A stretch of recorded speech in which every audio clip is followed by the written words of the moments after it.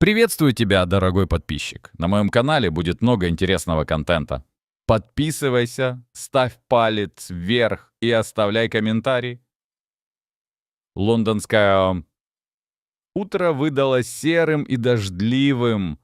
Крупные капли барабанили по оконному стеклу кабинета Дэйва Барра, создавая привычный, убаюкивающий ритм.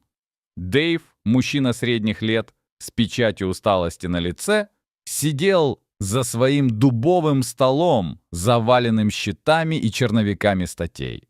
Среди вороха бумаг лежал плотный конверт из крафтовой бумаги, на котором красовались яркие марки Южной Африки.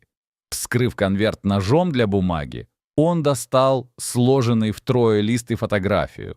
Снимок упал на стол лицевой стороной вверх. Сердце Дэйва пропустило удар. На него смотрел слон. Не просто слон, а огромный, величественный самец с мощными бивнями, концы которых были слегка изогнуты вверх. Но не размеры зверя заставили руки Дэйва дрожать. Это был шрам. Характерный, зазубренный шрам над левым глазом, похожий на молнию. «Лэри!» — выдохнул Дэйв в тишину кабинета. Он схватил письмо. Строчки прыгали перед глазами. «Дорогой Дэйв, мы знаем, что прошло много лет, но случилось нечто невероятное. Лэри вернулся. Он пришел к границам заповедника 3 дня назад. Он выглядит здоровым, но его поведение... Ты должен это увидеть сам. Лэри». Слон, которого Дэйв выкормил из бутылочки, когда тот был осиротевшим, перепуганным детенышем, размером с крупную собаку. Слон, которого они выпустили в дикую природу 10 лет назад, молясь, чтобы он выжил. И вот он вернулся. Решение пришло мгновенно, словно кто-то щелкнул выключателем. Дэйв отодвинул стопку неоплаченных счетов. К черту работу! К черту лондонскую сырость! Он схватил телефон и начал набирать номер авиакомпании.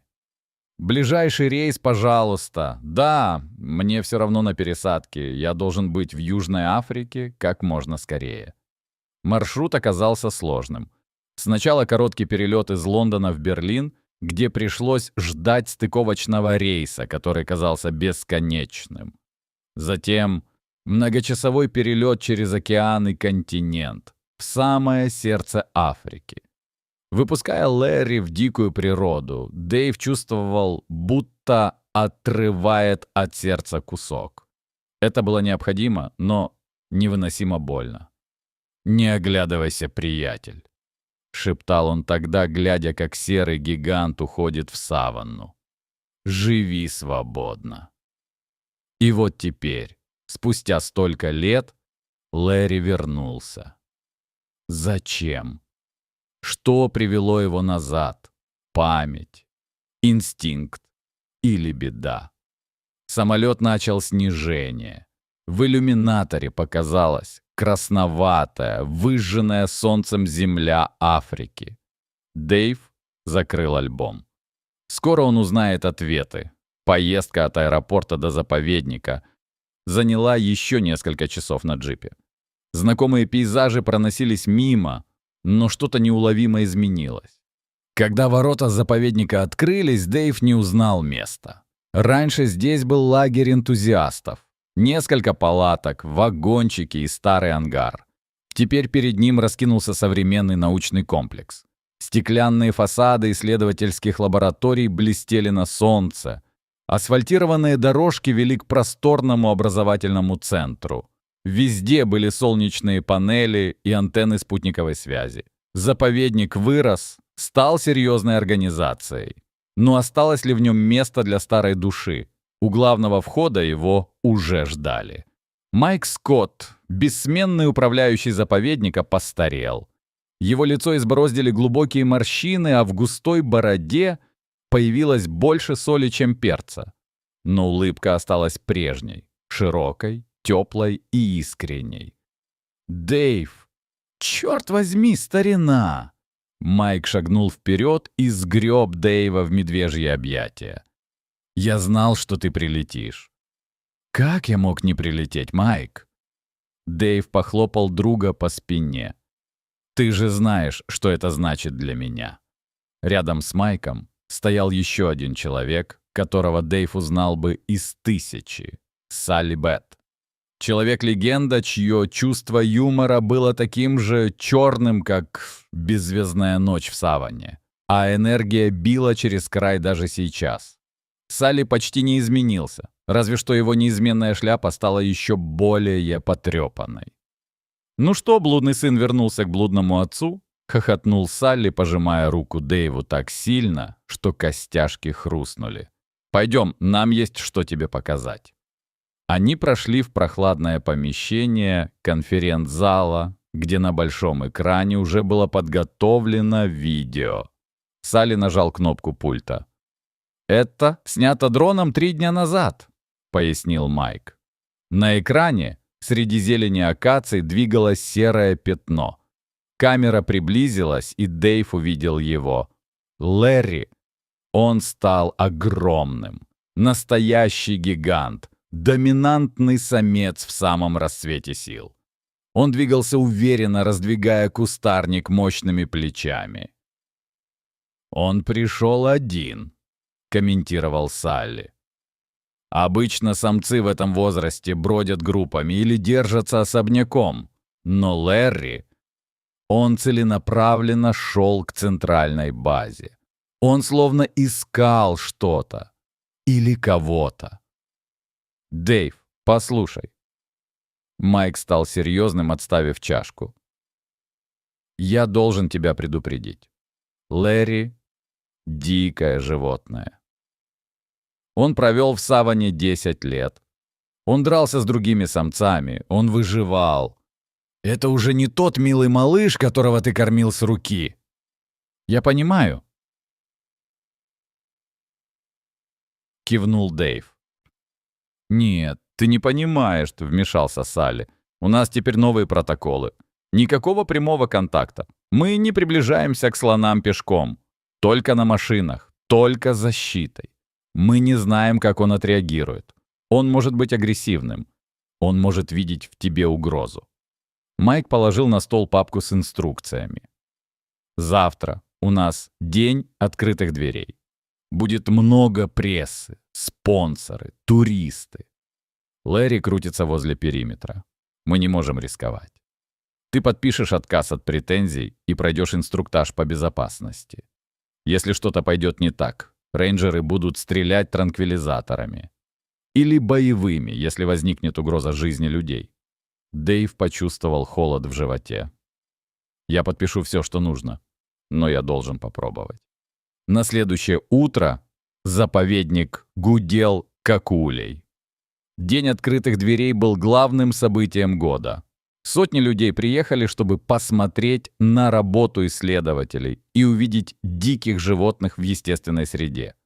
Были установлены специальные смотровые площадки, огражденные мощными электрическими барьерами. Воздух был раскален, пыль поднималась столбами из-под колес джипов. Дэйв стоял в группе VIP-гостей, чувствуя себя неуютно в новой, выданной ему униформе волонтера. Его взгляд был прикован к горизонту, где виднелась кромка леса. «Они идут!» — пронеслось по толпе. Сначала появилась небольшая группа самок с детенышами. Они спокойно щипали траву метрах в 100 от ограждения. Туристы ахали, щелкали затворами камер. Но затем кусты раздвинулись, и на поляну вышел он. Лэри возвышался над остальными слонами, как башня. Его уши медленно хлопали, разгоняя жару. Он остановился, поднял хобот, втягивая воздух. Он чувствовал запахи. Тысячи запахов, духи туристов, бензин машин, еда из палаток кейтеринга. Майк Скотт стоял рядом с Дэйвом, держа рацию наготове. «Он нервничает», — прошептал Майк. «Слишком много людей». Лэри сделал шаг вперед, в сторону ограждения. Толпа инстинктивно отпрянула. Слон издал низкий ракочущий звук, от которого завибрировала земля под ногами. «Дэйв, не делай глупостей», — предупредил Салли Бет, положив руку на кобуру с транквилизатором. Но Дэйв уже не слушал. Он перешагнул через сигнальную ленту.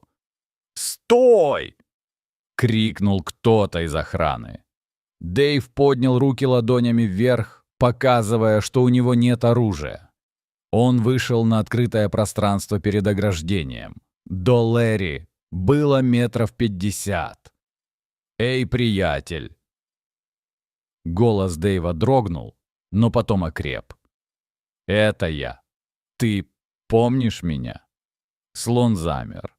Его огромные уши расправились, образуя гигантские паруса. Маленькие янтарные глаза сфокусировались на фигурке человека. Дэйв сделал еще шаг. «Лэри, это я, Дэйв». Тишина на площадке стала звенящей.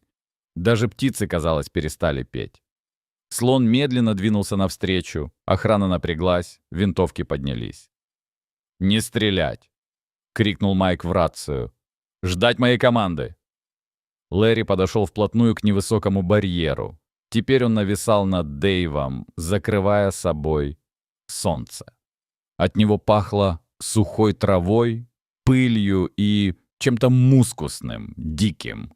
Дэйв видел каждую морщинку на его серой коже, видел тот самый шрам над левым глазом.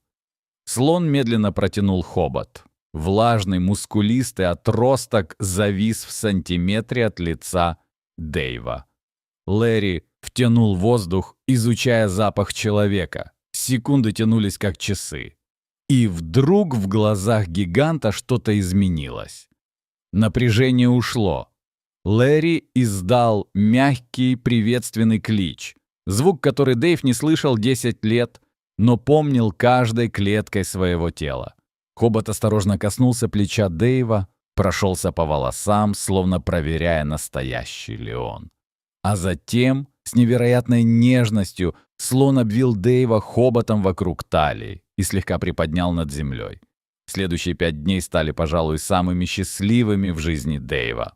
Лэри не уходил далеко от лагеря. Каждое утро на рассвете он приходил к ограждению и ждал. Это феноменальное поведение привлекло внимание доктора Арианы, ведущего биолога-заповедника. Молодая, амбициозная женщина с планшетом в руках. Она поначалу скептически относилась к сентиментальным сказкам о дружбе человека и дикого зверя. Для нее существовали только инстинкты и рефлексы.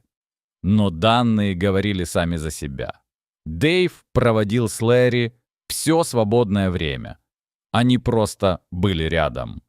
Дэйв сидел в тени акации, читая вслух или просто рассказывая слону о своей жизни в Лондоне, а Лэри стоял рядом, иногда касаясь его хоботом или тихо урча.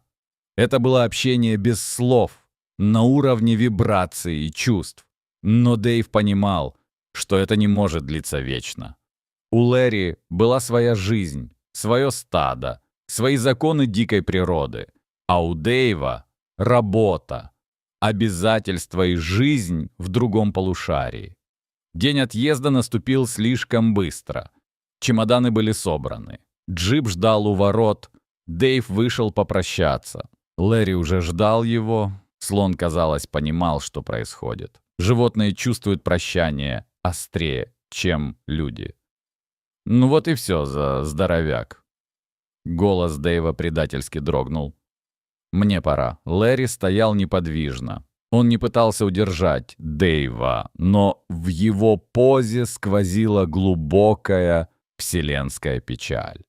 Слон медленно поднял хобот и приложил его к груди Дэйва, прямо туда, где билось сердце. «Я вернусь. Обещаю. Я не пропаду еще на 10 лет».